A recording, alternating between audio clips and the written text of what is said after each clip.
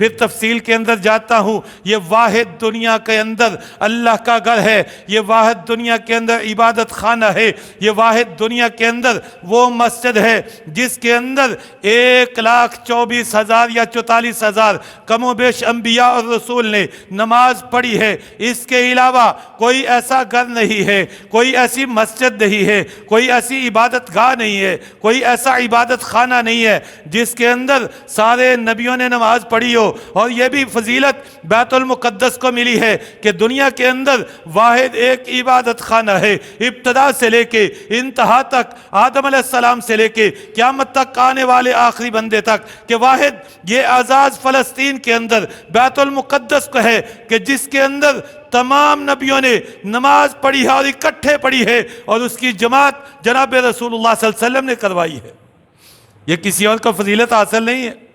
बैतुल्लाह का बड़ा शान है, बड़ा मुकाम है, बड़ी अजमत है। बैतुल मुक़द्दस के अंदर इबादत उसके बराबर तो नहीं हो सकती, लेकिन बैतुल्लाह के अंदर भी सारे नबियों को इमामत जनाब रसूलुल्लाह सल्लल्लाहु अलैहि वसल्लम ने नहीं करवाई है। और आका अलैहिस्सलातु वस्सलाम ने फरमाया, लंबी चौड़ी हदीसें, कुरान के अंदर जिक्र, सुबहानल्लज़ी अस्रा बिअब्दिही लैलन मिनल मस्जिदिल हराम इलल मस्जिदिल अक़सल्लज़ी बारकना हौलहू लिनुरियहू मिन आयातिना।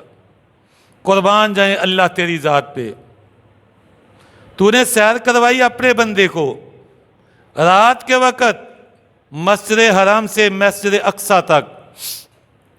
जनाब रसूलुल्लाह सल्लल्लाहु अलैहि वसल्लम ने इसकी तफसीर बयान फरमाई।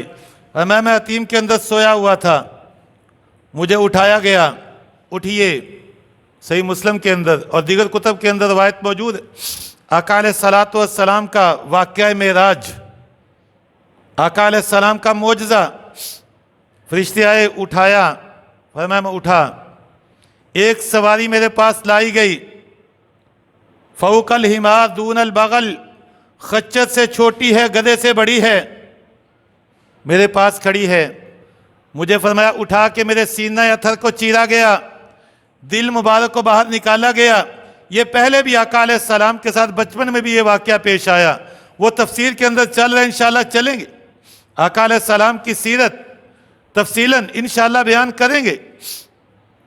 सीना मुबारक को चीरा, दिल को निकाला, धोया, रखा, सीना बंद किया, हमें मुझे बराक पे बैठा लिया गया। बैठा के जाना कहाँ है? आसमानों की सैर के लिए। लेकिन 1300 किलोमीटर का फासला फ़लस्तीन का, 1300 किलोमीटर का फासला बैतुल मुक़द्दस का, उस सवारी पे बैठा के जनाब रसूलुल्लाह सल्लल्लाहु अलैहि वसल्लम से तय करवाया गया, बैतुल मुक़द्दस में ले जाया गया। आका फरमाते हैं मेरी सवारी को वहाँ पे जाके उसी पत्थर के साथ बांधा गया जहाँ पे अंबिया अपनी सवारियाँ बांधते रहे हैं, और ये बैतुल मुक़द्दस में बड़े नबी आए। अल्लाह ने इसकी कुरान करीम के अंदर तफसील भी बयान की है। हमारा बैतुल मुक़द्दस के साथ रिश्ता ही बड़ा गहरा है। अगर हम भूल चुके हैं, हमें याद भूल चुका है, हमारे बच्चों को ये निस्बत भूल चुकी है, इसका मतलब ये नहीं है कि बैतुल मुक़द्दस के साथ हमारा रिश्ता कट चुका है।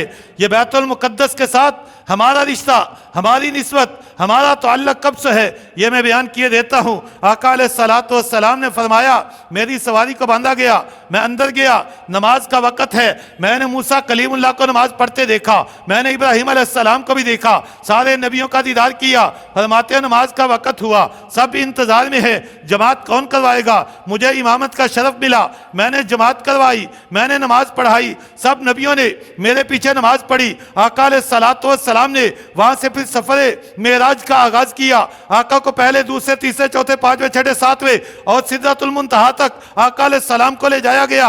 लेकिन बात यह है, अगर बैतुल मुक़द्दस की इस दुनिया के अंदर कोई अहमियत ना होती, क्या जरूरत थी बैतुल्लाह से उठा के जनाब रसूलुल्लाह सल्लल्लाहु अलैहि वसल्लम को 13 किलोमीटर सफर करवा के बैतुल मुक़द्दस में ले जाने की, मस्जिद अक़सा में ले जाने की क्या जरूरत थी? वहां पे नबियों को जमा करने की। वह नबी तो अल्लाह अगर बैतुल मुक़द्दस मुकद्दस में जमा कर सकते हैं, बैतुल्लाह में भी जमा कर सकते थे, वहाँ जमात हो जाती, वहाँ जनाब उनकी दुनिया के अंदर अल्लाह ताला इमामत करवा लेते, अपने आका को कह देते यही इमामत करवाओ। लेकिन जनाब रसूलुल्लाह सल्लल्लाहु अलैहि वसल्लम को यह सफ़र करवा के बैतुल मुकद्दस की अहमियत बतलाई गई है। ए उम्मत मुहम्मदिया वालो, याद रखो अभी फ़लस्तीन के अंदर बैतुल मुकद्दस के अंदर इस्लाम की शुआएं नहीं पहुंची है, लेकिन याद रखो तुम्हारे पैगंबर, तुम्हारे पेशवा, तुम्हारे इमाम जनाब रसूलुल्लाह सल्लल्लाहु अलैहि वसल्लम तब भी बैतुल मुकद्दस गए हैं। मत देखो वहां पे हालात क्या है, गुंजाइश हो तो ला तशुद्दु रिहाल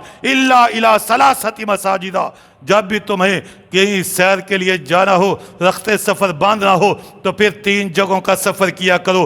तुम्हारी सैर भी है, तुम्हारी सियाहत भी है, सवाब भी है, और दुनिया के अंदर भी आखिरत के अंदर भी मुकाम भी है, मर्तबा भी है, अल्लाह के यहाँ फजीलत भी है। वो 3 मस्जिदें कौन सी है?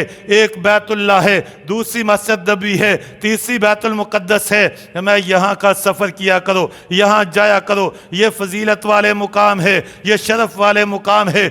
इसीलिए तो अल्लाह अपने पैगंबर को ले गया था, वगरना अगर सिर्फ सफ़रे मेराज होता, बैतुल्लाह से सीधी सड़क जाती और आसमान पे आका अलैहिस्सलाम को ले जाया जाता। लेकिन यहाँ का सफ़र करवा के ये बतलाया गया है कि दुनिया वालों याद रखो, बड़ी बड़ी दुनिया के अंदर जगहें हैं जिनको अल्लाह ने फजीलत बख्शी है। उन जगहों के अंदर एक जगह अल्लाह ताला ने ये बैतुल मुकद्दस भी